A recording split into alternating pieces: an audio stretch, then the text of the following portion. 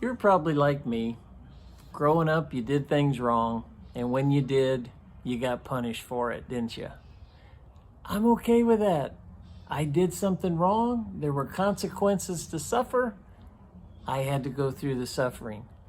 But as I grow into adulthood, I still don't mind the suffering when I deserve the suffering, but it just seems like there's more and more suffering that's undeserved. Let's talk about that in your morning cup of inspiration. I'm beginning to read in the book of Job, and Job is an incredible example of someone who suffered and did not deserve it. See, as we grow and go through our life, we're finding out more and more that there's no real correlation between the amount of wrong that's committed and the amount of pain that we experience. You feel that sometimes?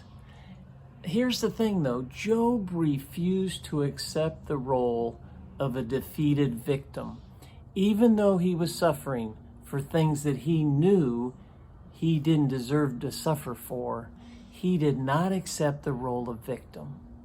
That may be one of the greatest mysteries, is how when we go through suffering, it can draw us closer to the Lord. It can cause us to worship him in a greater way. And that's what happened to Job. He looked beyond the suffering. He didn't become the victim, and God honored that and drew close to him, and there was still that sense of relationship, and Job was able to worship God.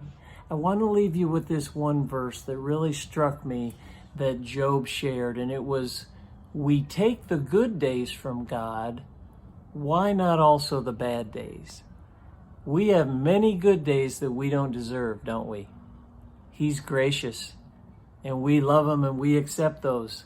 But the bad days we don't want to accept. So let me encourage you to strive to do that. Strive to accept the good days. Strive to accept the bad days, knowing God is right beside you, and he's with you every day.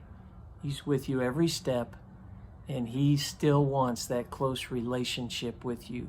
He wants to hear your worship. He wants to hear your praise. It means all the more to him in the bad days as opposed to the good. Hope that ministered to you today. God bless. Thanks for joining me for that morning cup of inspiration, and we'll see you next time.